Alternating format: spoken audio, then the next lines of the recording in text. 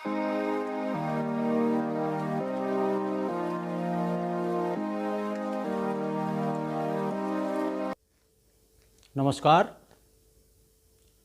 मध्य प्रदेश के छात्रों के लिए मध्य प्रदेश उच्च न्यायालय के द्वारा प्रत्येक वर्ष सिविल जज परीक्षा का आयोजन किया जाता है। तो छात्रों का ये प्रश्न रहता है कि इसकी तैयारी कैसे करें। तो सबसे पहले जितने भी सब्जेक्ट सिविल जज एग्ज़ाम के सिलेबस में होते हैं उन सब सब्जेक्ट के बेयर एक्ट, जितने भी अधिनियम हैं, सबके बेयर एक्ट सबसे पहले आप जो है वो देखें और कोशिश ये करें कि वो डिग्लॉट बेयर एक्ट हो, जिसमें हिंदी और अंग्रेजी दोनों भाषाओं में वो बेयर एक्ट दिया जाता है।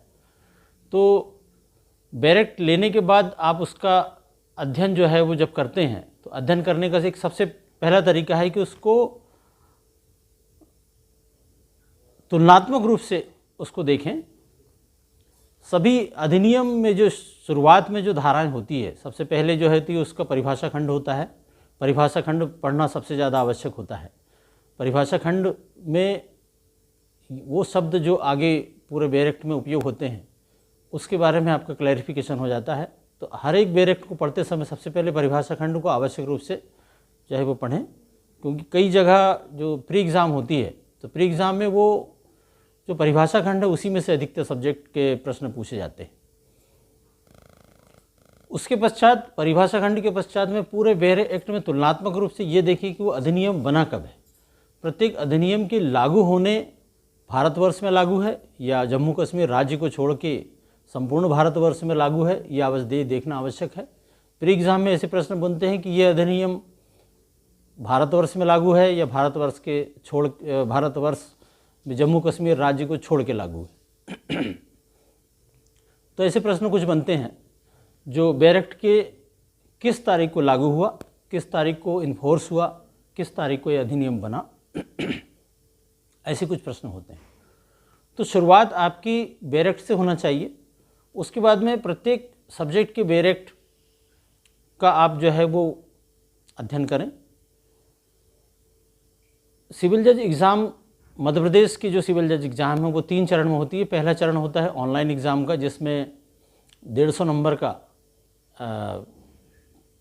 टोटल प्रश्न होते हैं। करीब 15 सब्जेक्ट होते हैं और प्रत्येक सब्जेक्ट में कुछ प्रश्न होते हैं।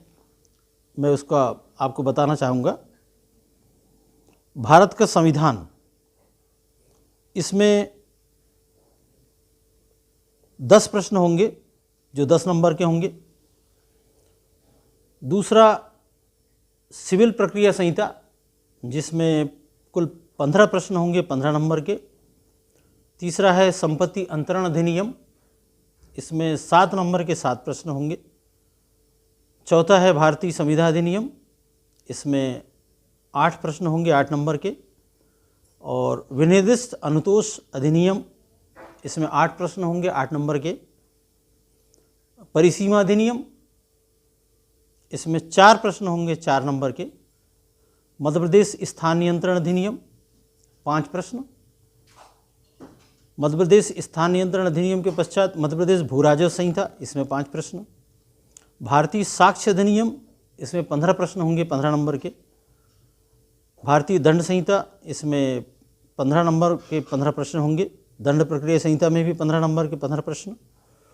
नेगोशिएबल इंस्ट्रूमेंट एक्ट, प्रकरण में लिखित अधिनियम, इसमें 5 प्रश्न होंगे। और इसके अलावा सामान्य ज्ञान के करीब 20 प्रश्न होंगे जो 20 नंबर के होंगे। कंप्यूटर ज्ञान से संबंधित 10 प्रश्न होंगे जो 10 नंबर के होंगे। और अंग्रेजी ज्ञान के लिए 10। तो ये 40 नंबर का जो प्रश्न है ये आपके विधि के अलावा है। कुल 150 अंक में 110 अंक जो है आपको विधि के ऊपर में पूछे जाएंगे और 40 नंबर जो है ये सामान्य ज्ञान, कंप्यूटर ज्ञान और अंग्रेजी ज्ञान के ऊपर में पूछे जाते हैं। तो जैसे मैंने कहा कि बेयर एक्ट जो हैं वो आप डिग्लॉट एडिशन लेते हैं, द्विभाषीय, हिंदी में और अंग्रेजी में।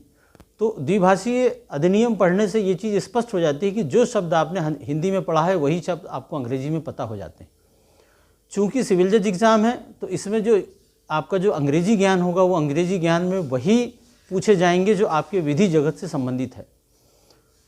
कंप्यूटर ज्ञान, तो कंप्यूटर का सामान्य नॉलेज आजकल सभी कोई रखते हैं, तो वो उसके लिए आप एक कोई छोटी कंप्यूटर संबंधित कोई कैसे सीखे कंप्यूटर वाली कोई पुस्तक से पढ़ सकते हैं थोड़ा बहुत जानकारी के लिए। सामान्य ज्ञान के लिए डेली का न्यूज़पेपर आप पढ़ें, जो घटनाएं होती है देश में उस घटनाओं के ऊपर में ध्यान दें। रोज़ एक न्यूज़पेपर पढ़ना आवश्यक है, जब तक आपका एग्ज़ाम चलता है एक न्यूज़पेपर आवश्यक रूप से पढ़ें। और ये जो अधिनियम, जो कुल 12 अधिनियम जो हैं जिसके बारे में है, तो मैंने आपको बताया कि इसके डिगलॉट एडिशन का अध्ययन करें।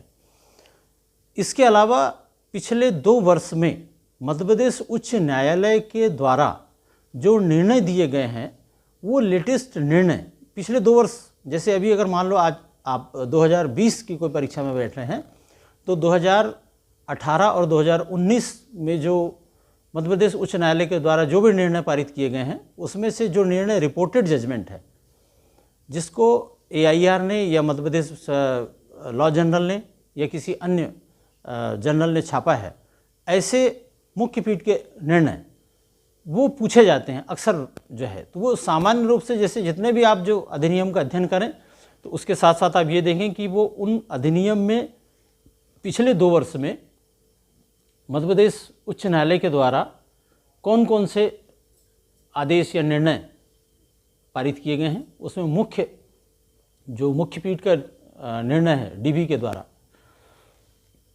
उसमें जो है जो निर्णय दिए गए हैं उन निर्णय का आप अध्ययन करें और उस संबंधित वो जो धाराएं हैं उस धाराओं का भी विशेष रूप से अध्ययन करें।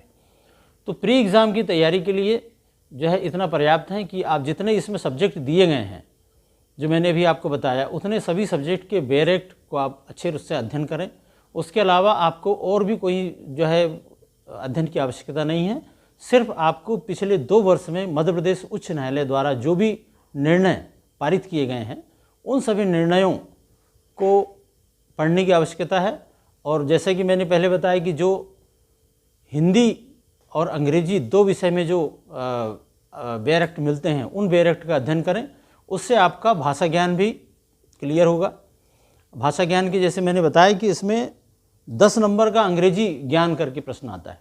अब अंग्रेजी ज्ञान का प्रश्न मतलब कोई शब्द होगा अंग्रेजी का और उसी के लिए अंग्रेजी में उसका सिनोनिम्स, एंटोनिम्स इस टाइप से या ऐसे ही सिमिलर प्रश्न होंगे जो 10 नंबर के होंगे। तो अंग्रेजी में 10 नंबर, कंप्यूटर ज्ञान के 10 नंबर और जनरल नॉलेज के ये 20 नंबर।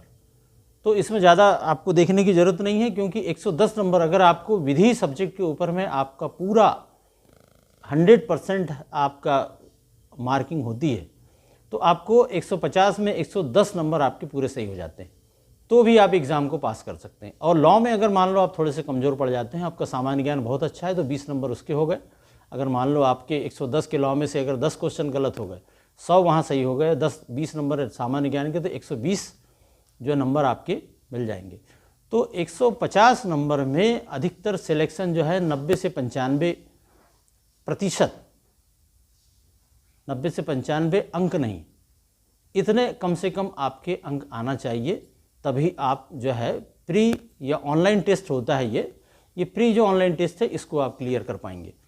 इस प्री ऑनलाइन टेस्ट क्लियर करने के पश्चात मुख्य परीक्षा होती है जो लिखित होती है और वो 2 दिवस में 2 चरणों में आयोजित होती है।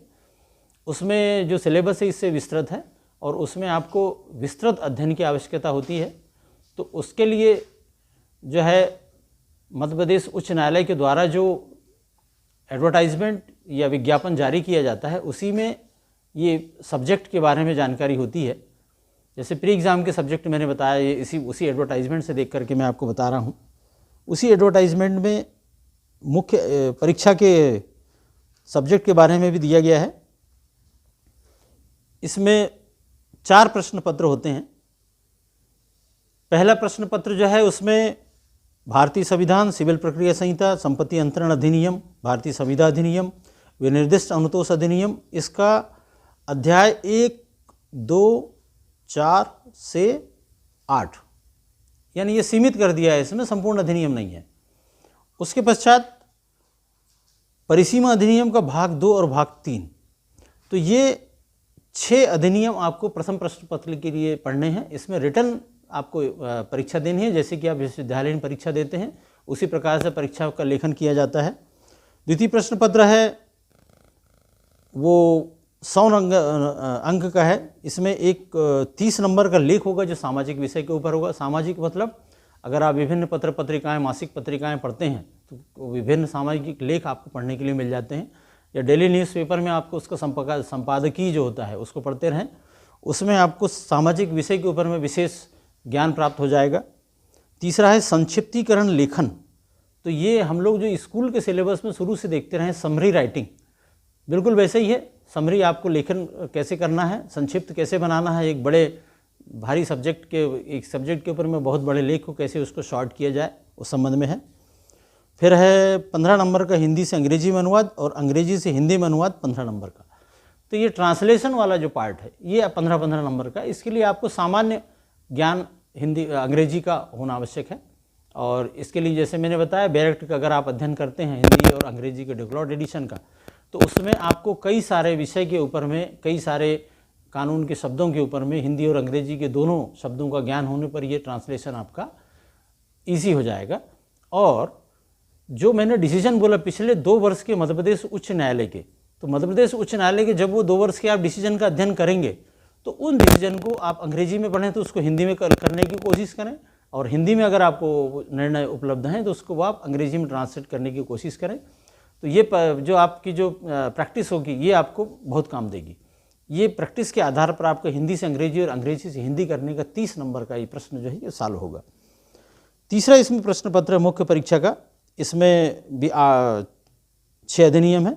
मध्य प्रदेश स्थान नियंत्रण अधिनियम, मध्य प्रदेश भू राजस्व संहिता, भारतीय साक्ष्य अधिनियम, भारतीय दंड संहिता, दंड प्रक्रिया संहिता और नेगोशिएबल इंस्ट्रूमेंट एक्ट में धारा 138 से 147 तक की। चौथा जो प्रश्न पत्र है उससे जो है आप लॉ के स्टूडेंट जो है जो LLB करते तक के परिचित उतने अच्छे तरीके से नहीं हो पाते हैं। इसके लिए आपको थोड़ा सा अलग से प्रक्रिया देखने की आवश्यकता है, अलग से अध्ययन की आवश्यकता है। इसमें है विवादकों का स्थिरीकरण 10 नंबर का, आरोप का विवेचन 10 नंबर का, निर्णय या आदेश लेखन 40 नंबर का है जो एक सिविल का होगा और एक क्रिमिनल का होगा। तो ये 40-40 नंबर के 2 आदेश और 10-10 नंबर के ये विवादकों का स्थिरीकरण और आरोपों का विवेचन, ये ऐसे 4 प्रश्न होते हैं 400 नंबर के। इसी के आधार पर आपका पूरा जो है वो 400 नंबर के मूल्यांकन के आधार के ऊपर में होगा।